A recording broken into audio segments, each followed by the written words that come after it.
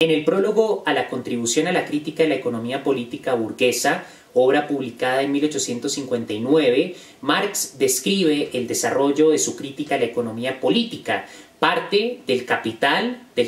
pasa a la propiedad agraria, luego al trabajo asalariado, al comercio exterior, al Estado y termina examinando el mercado mundial. Marx tenía pensado escribir varios libros, el primero de los cuales es la contribución a la crítica de la economía política, donde analiza sobre todo el capital, la propiedad agraria y el trabajo asalariado. Sin embargo, los 9 años que separan la publicación de la contribución a la crítica de la economía política burguesa y las 4 redacciones que derivaron en la publicación en 1867 del primer tomo del Capital, hicieron que Marx cambiara de planes y dedicara todos sus esfuerzos a culminar el primer tomo del Capital. La teoría del valor que desarrolla Marx en el Capital y que parte del análisis del valor de uso, del valor de cambio, del valor como trabajo indiferenciado abstractamente humano, del intercambio de mercancías, de la plusvalía absoluta y relativa,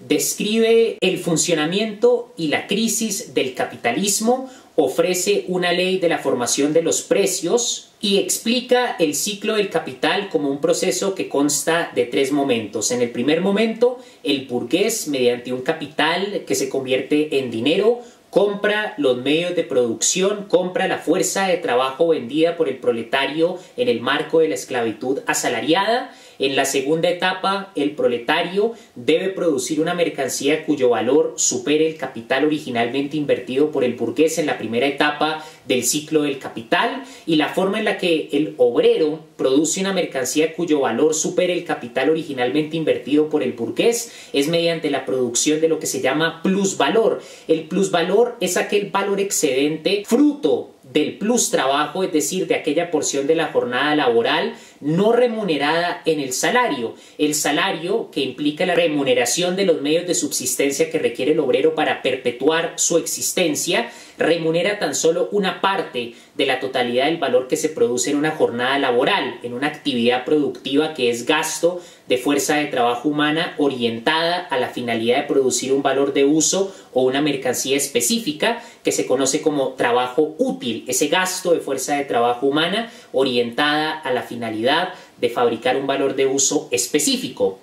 Y en el marco del plus trabajo se produce un plus valor no devuelto, no remunerado en el salario, que representa la tasa de ganancia para el burgués, porque es gracias a ese valor excedente que no paga el burgués en el salario que supera el capital que originalmente invirtió en la primera fase del ciclo del capital para comprar los medios de producción y para comprar la fuerza de trabajo del obrero. La mercancía cuyo valor supera el capital originalmente invertido por el burgués después pasa al mercado, y en el mercado la competencia entre capitales fija un precio, de manera que el capital tecnológicamente más desarrollado que produce una mercancía en menor tiempo que el tiempo social necesario de producción que determina la magnitud del valor entendido como objetivación de trabajo indiferenciado abstractamente humano, saca lo que se conoce como plusvalor extraordinario o ganancia extraordinaria de los capitales tecnológicamente menos desarrollados que producen la misma mercancía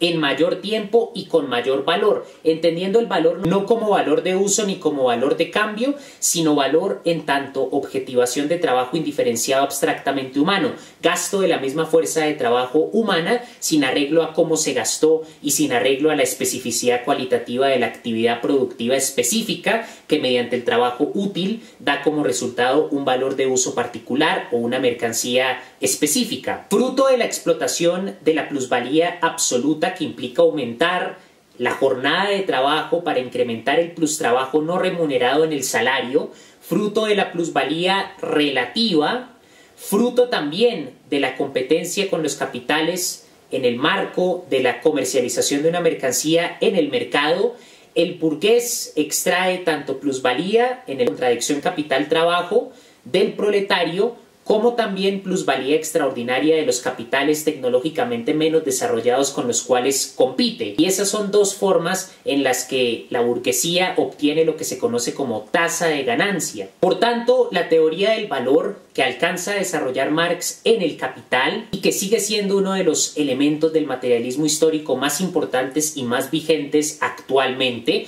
y que responde, volviendo a los puntos que esboza en el prólogo a su contribución a la crítica de la economía política, el capital, la propiedad agraria, el trabajo asalariado, el comercio exterior, el Estado y finalmente el mercado mundial. Esa teoría del valor responde al capital, responde a la propiedad agraria, responde al trabajo asalariado y también al comercio exterior, aunque Marx no alcanza a desarrollar completamente lo que la teoría de la dependencia ha denominado el intercambio desigual, pero tuvo intuiciones sobre cómo la circunnavegación de África y la explotación de materias primas de América dio las bases materiales para que las fuerzas productivas hicieran incompatibles las relaciones sociales de producción feudales, y desde el siglo XV se comenzara la acumulación mundial de capital que permitió la transición del feudalismo a la modernidad burguesa, del cultivo de la tierra a la manufactura y de la manufactura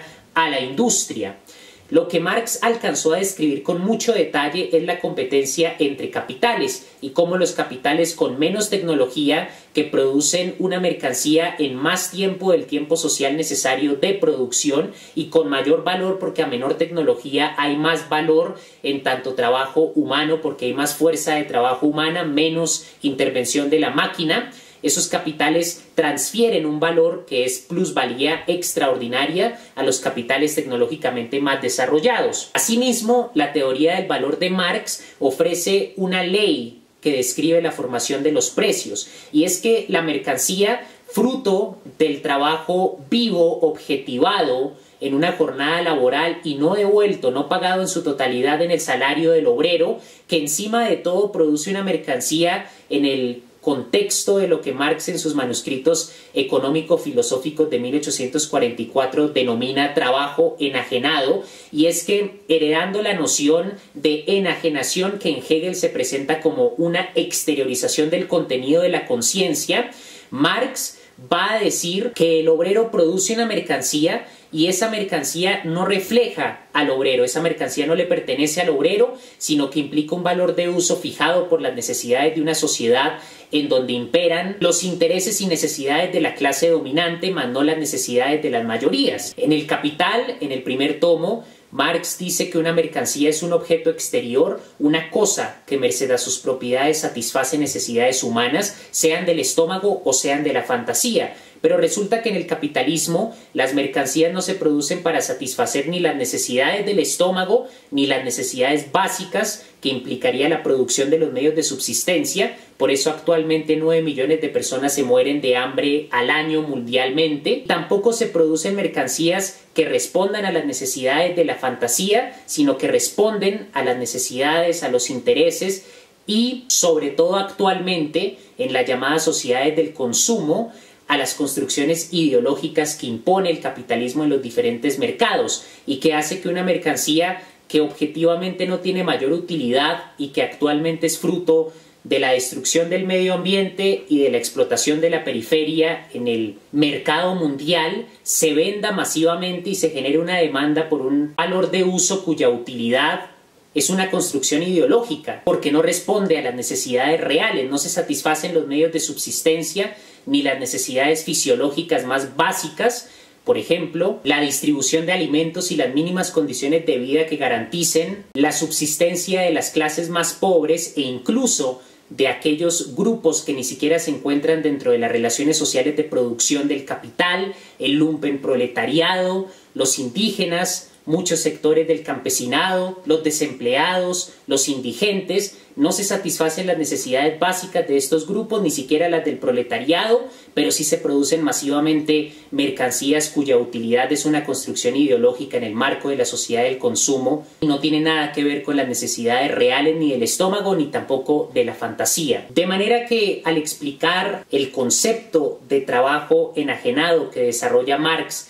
en sus manuscritos económico-filosóficos de 1844, ya en El Capital, Marx dice que la araña teje su telaraña, la abeja forma su panal, pero lo que distingue al hombre de esos animales es que el hombre es la única criatura que antes de modificar las propiedades de la materia para crear un satisfactor de necesidades, un valor de uso, proyecta una idea en su mente. La idea en la mente del hombre es lo que guía el proceso de transformación de las propiedades materiales de un objeto, de esa cosa exterior que se convierte a través de la organización social del trabajo y por medio de la actividad productiva del trabajo en un satisfactor de necesidades. Pero ya que en el capitalismo el proletario produce en condiciones de trabajo enajenado, hay una ruptura entre la idea que se forma el productor en su mente y el proceso de objetivar vida humana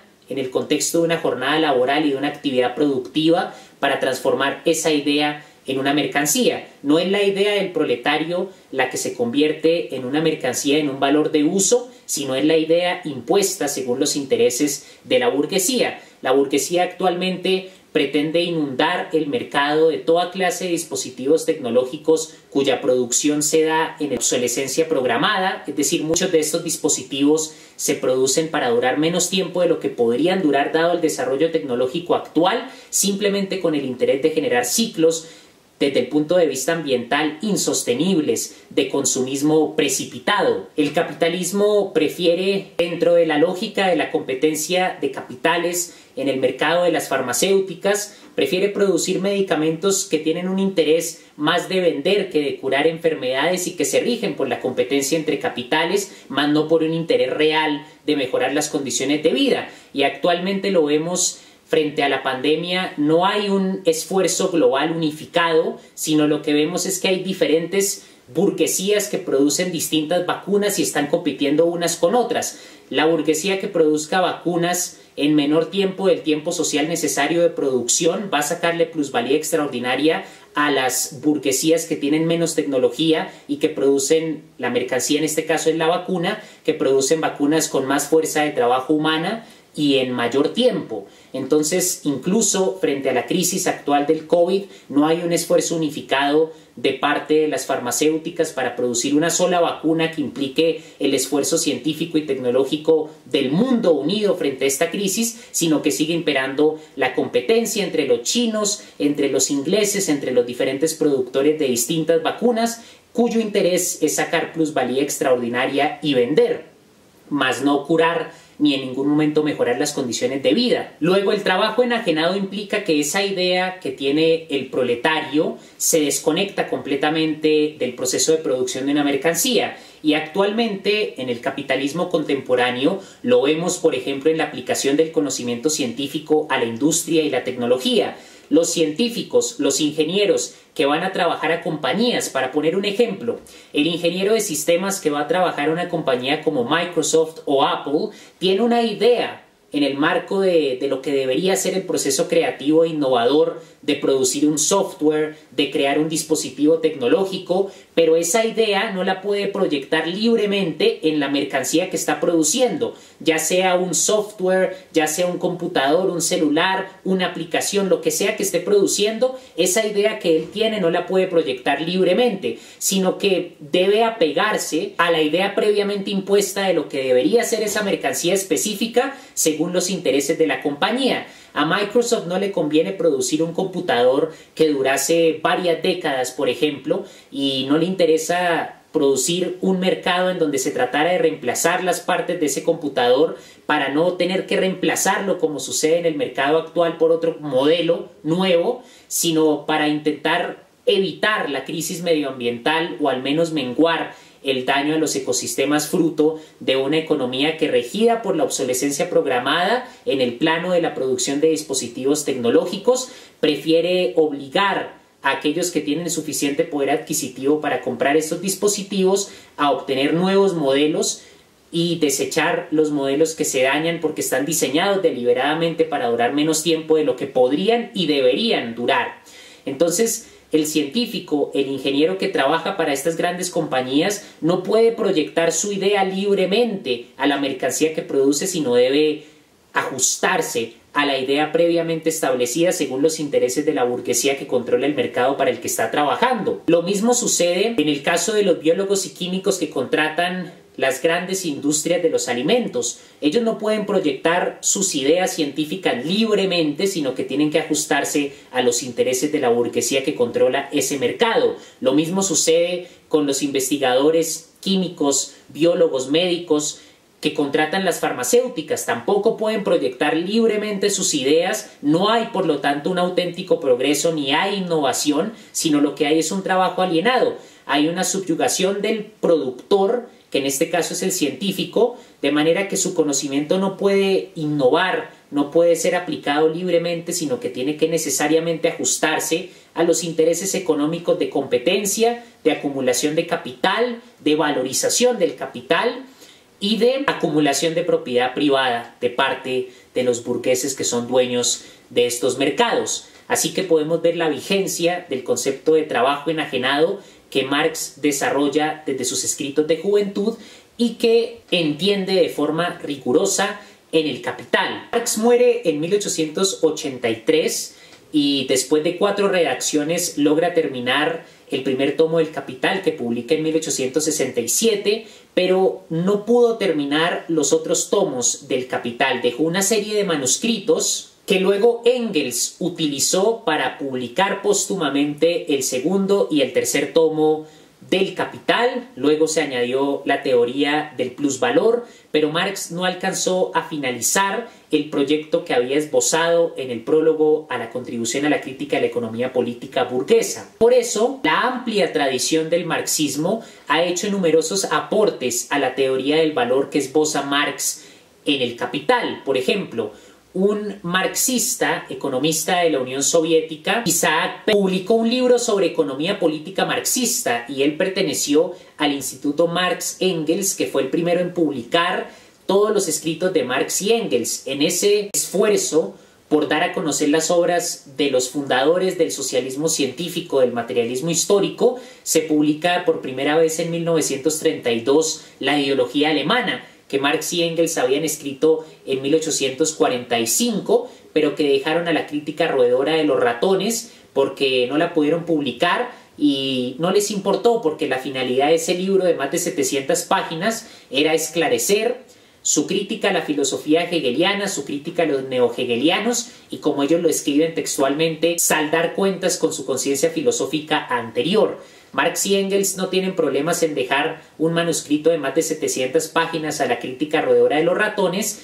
y este instituto en 1932 reúne ese manuscrito, lo edita y lo publica. Isaac, en su tratado sobre economía política, va a decir que el fetichismo de la mercancía, que es un concepto fundamental que desarrolla Marx en el Capital, es el centro de la teoría del valor. Por eso, la teoría del valor proporciona una descripción de la explotación del proletariado mediante la descripción de la extracción de plusvalía absoluta y relativa, mediante la denuncia del trabajo enajenado, mediante el análisis de las consecuencias sociales negativas del control centralizado de los medios de producción. Al mismo tiempo ofrece una ley de la formación de los precios cuando esa mercancía se comercializa en el mercado, describe la competencia entre capitales en el marco de la fijación de un precio medio para una mercancía, donde un capital le saca plusvalía extraordinaria al capital menos desarrollado tecnológicamente. Y también la teoría del valor explica por qué el capitalismo entra en crisis periódicas, crisis de superproducción. La última gran crisis de superproducción fue en 2008, cuando el capital como valor en circulación se paralizó. Las burbujas de capital ficticio de Wall Street estallaron. Millones de personas solamente en Estados Unidos perdieron sus trabajos, sus hogares. Y el gobierno de Bush, en el caso de Estados Unidos, se vio forzado a inyectar dinero a los bancos para evitar que colapsaran. Esa crisis de superproducción, como la del 2008, como la Gran Depresión de 1929, se explican desde la teoría del valor de Marx, porque el capitalismo llega a un exceso de producción que alcanza una crisis de superabundancia, donde el capital como valor en circulación se paraliza. Y el marxista británico David Harvey, que ha descrito en gran detalle cómo funcionan las crisis de superproducción actualmente, establece la analogía entre el sistema capitalista en donde el capital es valor en circulación con la sangre y el sistema cardiovascular del cuerpo humano. Así como la sangre debe fluir o si no ocurre un infarto porque el corazón al no recibir sangre deja de latir, en el caso de la sociedad capitalista, cuando el capital deja de circular, ocurre una crisis. Y la crisis de superproducción hace que la burguesía deba deshacerse de viejos mercados, deshacerse de la fuerza de trabajo de esos viejos mercados y fundar nuevos mercados para revitalizar la economía. Las guerras son una de las formas más rentables en las que la burguesía se recupera de una crisis de superproducción. Por eso las invasiones estadounidenses al Medio Oriente recientemente se pueden explicar como un intento por revitalizar la economía luego de la gran catástrofe de 2008 que ningún otro sistema económico, ni la economía de John Maynard Keynes, ni la economía del modelo de Austria o de los otros modelos que se han desarrollado en la economía ortodoxa, ni todos los modelos de la economía abstracta, como por ejemplo la teoría de juegos de John Nash, que lo que describen son modelos ideales de comercialización y de intercambio burgueses. Son modelos de abstracción matemática que pasan por alto la explotación, que deliberadamente suponen una fetichización de los procesos de producción de mercancías y de circulación del capital, ignoran la explotación, ignoran la plusvalía relativa y absoluta, ignoran las causas materiales de la pobreza y describen modelos ideales en el sentido de que no se dan en la realidad, son abstracciones matemáticas que benefician únicamente a los burgueses a costa de aumentar la explotación y la miseria, la pobreza y la desigualdad del proletariado, de los desempleados, de los indigentes, de los campesinos, en suma de las mayorías que no son la clase dominante. La clase dominante siempre es marginal y es dominante porque tiene el control de los medios de producción. Ninguno de esos sistemas económicos pudo explicar por qué se dio la crisis de 2008. Solamente la teoría del valor y solamente la comprensión de la economía capitalista desde el marxismo ofrece una respuesta que ningún crítico ha podido desvirtuar. Y la razón por la que la teoría del valor de Marx puede explicar la plusvalía absoluta y relativa, la brecha entre ricos y pobres desde el punto de vista del control centralizado de los medios de producción, de la propiedad privada sobre los medios de producción, tanto como desde el punto de vista de los efectos del empobrecimiento de las burguesías tecnológicamente menos desarrolladas en el mercado mundial, que deben recurrir a la superexplotación del trabajo para intentar aumentar la tasa de ganancia y contrarrestar esa pérdida de valor que sufren cuando intercambian mercancías en el mercado. La razón por la que la teoría del valor puede explicar por qué se dan las crisis de superabundancia desde el punto de vista del valor en circulación que se paraliza es porque Marx revolucionó la economía política frente a Adam Smith y David Ricardo. Lo que hace Marx es denunciar el fetichismo del proceso de producción y de circulación de una mercancía. ¿Y qué es el fetichismo de la mercancía para Marx? El fetichismo de la mercancía para Marx es aquel fenómeno en donde los analistas de la economía, que se ve sobre todo hoy en día, pasan por alto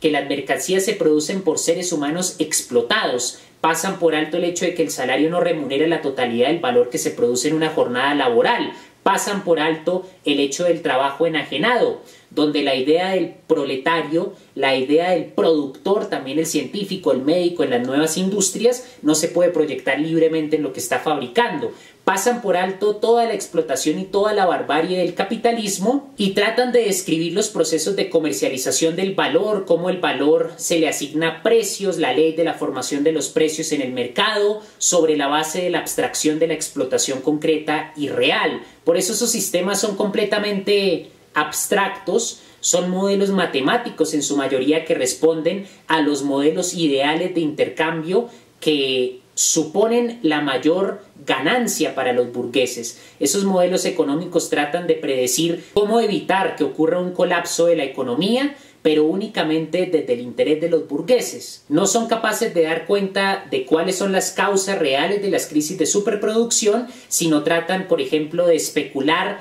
con ese capital ficticio de Wall Street, por ejemplo, esa circulación de valor ficticio para tratar de evitar que esa economía tan frágil colapse, cuando las condiciones reales las describe la teoría del valor de Marx y como ha sido elaborada por la tradición marxista posterior. La tradición marxista latinoamericana, desde Rui Marini un brasileño que desarrolla la teoría de la dependencia como crítica a esos modelos neoliberales que pretendían explicar el subdesarrollo únicamente como consecuencia de que los países de la periferia de Latinoamérica, de África, llevaban a cabo políticas económicas equívocas desde los modelos económicos que defienden el neoliberalismo y justifican el capitalismo. De esa teoría de la dependencia se desarrolla el último punto que describe Marx en el prólogo a la contribución a la crítica de la economía política, que es el mercado mundial. Y la teoría de la dependencia explica el subdesarrollo y la pobreza de los países del tercer mundo a partir del análisis del primer ciclo de acumulación mundial del capital, que se da a partir del siglo XV y que se mantiene hoy en día en el neoliberalismo, y que consiste en la extracción de valor de la periferia por parte del centro, que luego acumula ese valor, es decir, el primer mundo lo acumula y por lo tanto se enriquece a costa de un empobrecimiento causado por la transferencia estructural de valor de los centros de producción menos desarrollados de la periferia. En el colonialismo del siglo XV se trató de una extracción y acumulación de valor fruto de la mano de obra de esclavos que ni siquiera recibían salario. Actualmente, las burguesías que compiten en el mercado mundial desde la periferia por tener una tecnología menos desarrollada y, por ejemplo, de los tratados de libre comercio, lo que se trata es de vender esa tecnología menos desarrollada para garantizar que esos capitales sigan teniendo medios de producción, una capacidad productiva del trabajo menos desarrollada para que sigan transfiriendo ganancia extraordinaria a los capitales del primer mundo que cuentan con una mejor tecnología. Y cuando los capitales tecnológicamente más desarrollados empobrecen a los capitales tecnológicamente menos desarrollados de la periferia, esas burguesías empobrecidas se ven obligadas a aumentar la explotación del proletariado periférico. Se le ha hecho la crítica a la teoría de la dependencia de que se trata de un problema burgués y que tiene una dimensión política que se reduce a garantizar un intercambio más equitativo en el mercado mundial, por lo tanto tratándose de una reivindicación del proyecto nacional que permita fortalecer una burguesía y evitar que siga siendo explotada por las burguesías más desarrolladas. Pero la esencia de la teoría de la dependencia no es una reivindicación a favor de las burguesías del tercer mundo explotadas, sino es analizar cómo ese empobrecimiento de esas burguesías se refleja en una superexplotación del trabajo, como la define Rui Marini, y en, por lo tanto, un aumento de la miseria, la pobreza y la explotación del proletariado. Es marxista porque reivindica la miseria y el sufrimiento agudizados a causa de ese empobrecimiento de las burguesías de la periferia, que por lo tanto explotan más al proletariado. Y no solo explotan más al proletariado, sino que sobre la base de esa competencia desigual, ese intercambio desigual en el mercado mundial, las burguesías de la periferia tienden a ser mucho más violentas, más retardatarias. Por eso se dan tantas dictaduras en África y en América Latina. No solo es la superexplotación del trabajo, una mayor extracción de plusvalía absoluta y relativa,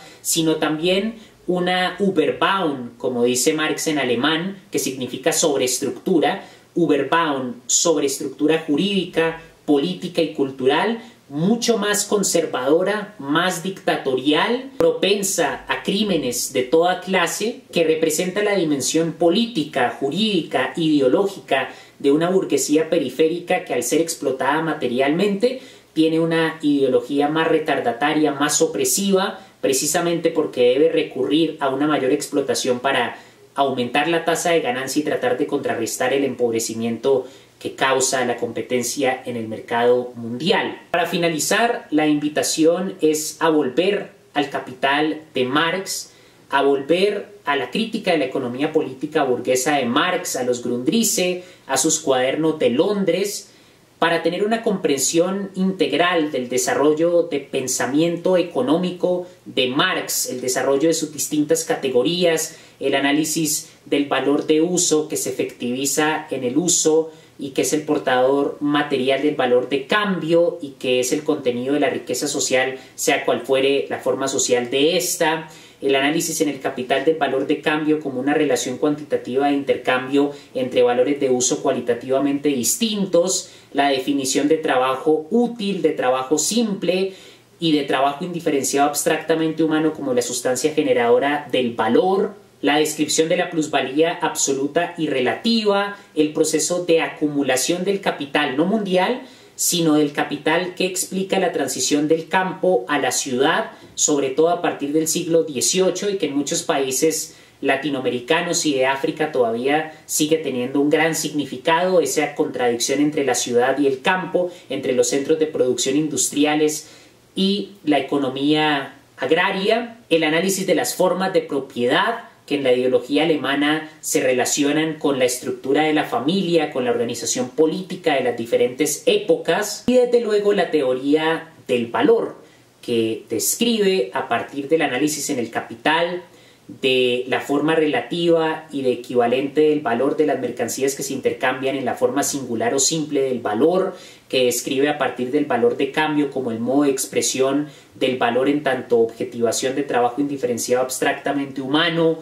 que describe la explotación por la plusvalía, que explica la ley de fijación de los precios en la tercera etapa del ciclo del capital, que explica las crisis de superproducción y que desde la teoría de la dependencia se ha enriquecido y se ha adaptado para explicar el subdesarrollo y la pobreza de América Latina, de África, del tercer mundo, a causa de las dinámicas neocoloniales de transferencia de valor de los capitales tecnológicamente menos desarrollados, para reivindicar